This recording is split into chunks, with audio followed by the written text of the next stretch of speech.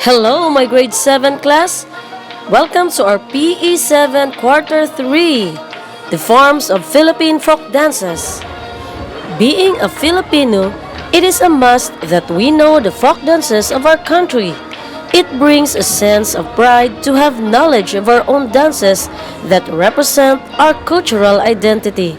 These dances allow us to use our body and help us to be physically active as we engage in dancing as a physical activity.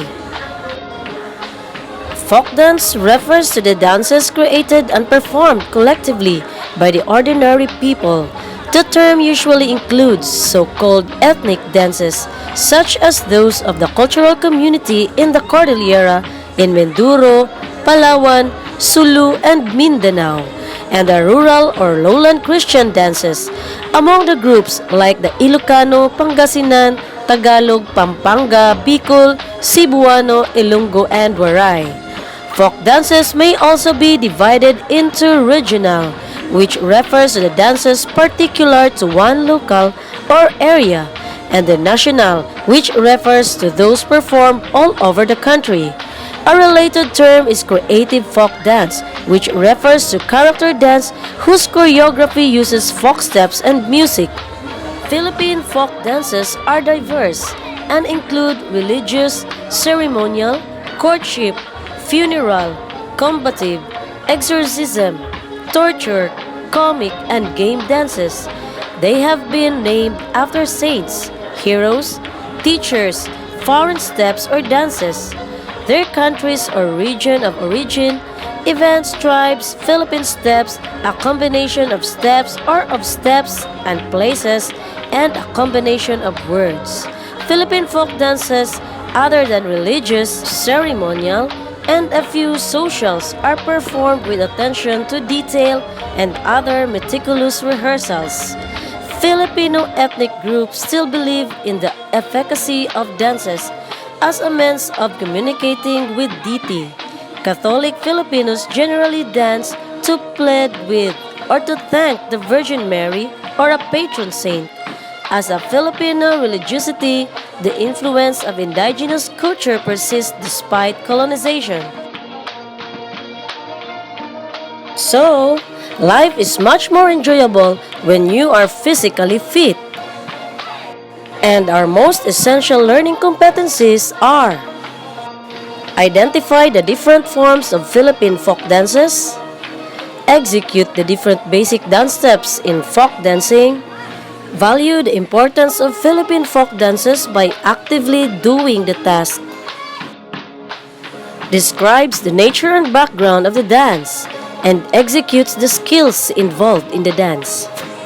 Now let's begin with a tinikling demonstration. Introduction and Figure 1.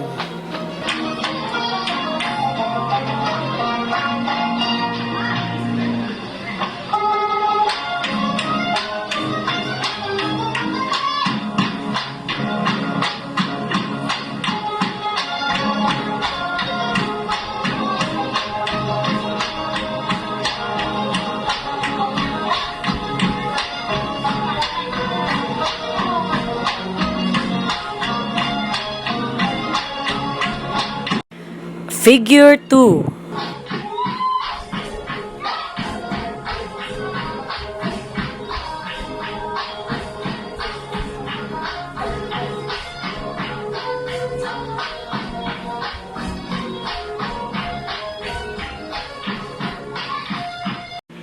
Figure 3.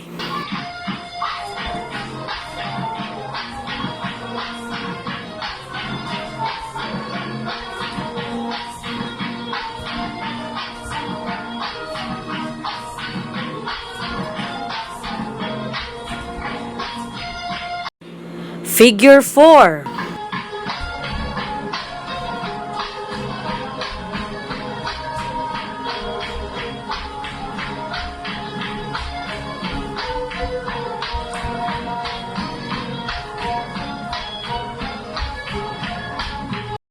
Figure 5.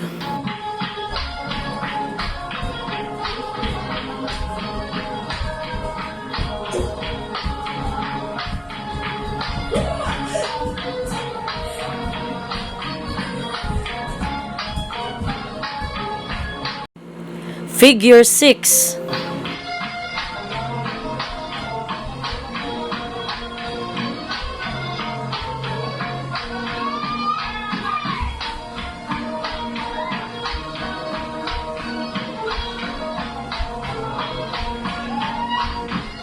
Figure 7.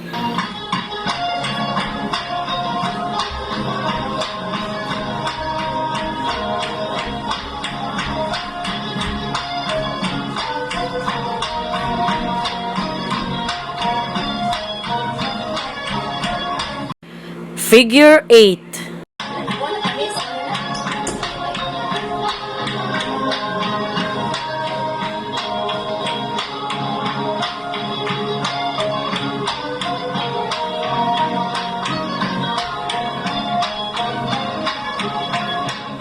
And now let's watch the tinikling dance with costume and clickers.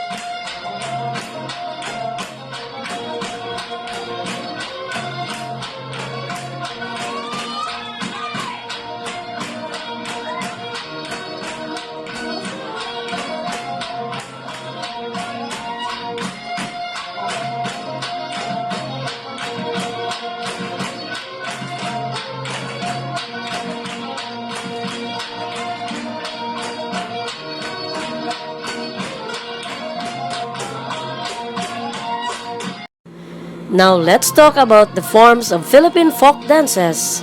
Number 1 is the rural dance, best known and close to the Filipino heart.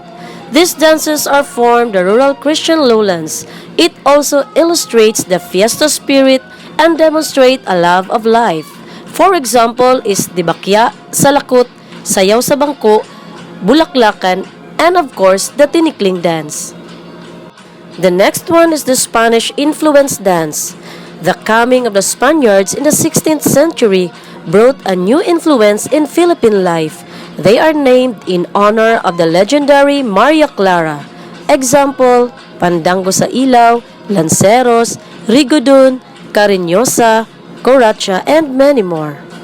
The third one is the Mindanao dances. Mindanao and Sulu were never conquered by Spain.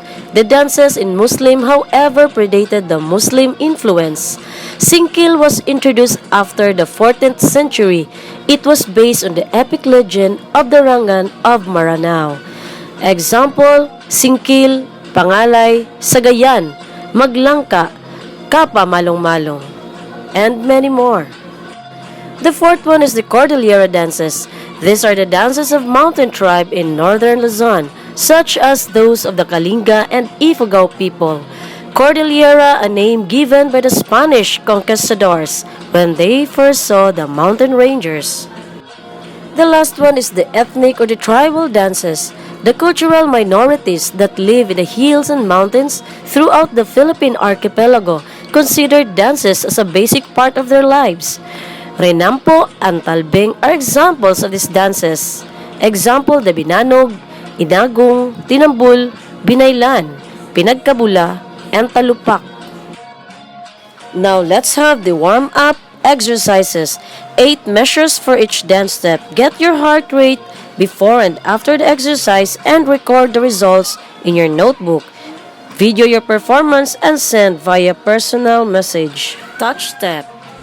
1, 2. 1, 2. Okay, you can do this up to 8 measures. Close step. Front. Close left to right foot. Then repeat to other foot. 1. Step left, right. Count. 1, 2, 1, 2. Hop step. Step right foot sideward. Right. Hop on the same foot. Repeat on the other foot. Count. 1, 2, 1, 2. You can do this for 8 measures. Change step. Step right foot in front, close left foot to right foot, and step right foot in front. Repeat to other foot. Counts 1 and 2. 1 and 2. 1 and 2. 1 and 2. Change step with arms in lateral position, right and left alternately. 1 and 2, 1 and 2, 1 and 2, 1 and 2. And repeat this for 8 measures. The last one is the kuradang.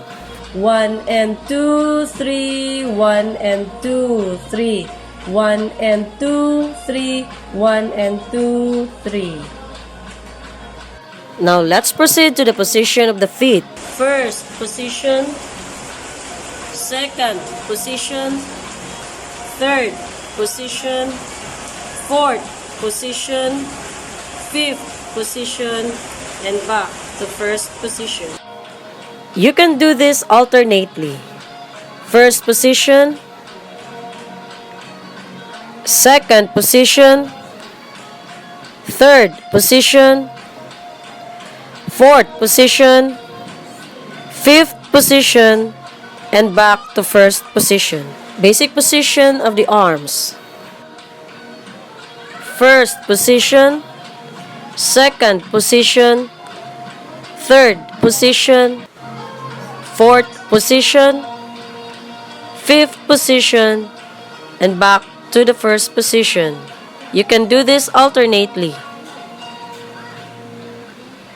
First position, second position, third position, fourth position, fifth position, and back to first position. Combination of the arms and feet.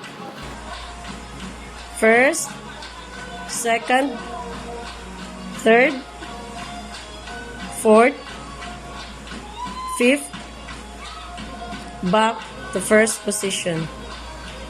First, second, third, fourth, fifth, and back to first position. Now let's have our activity 1. Identify the fundamental position of feet and arms according to its position. Draw and copy this on another sheet of paper.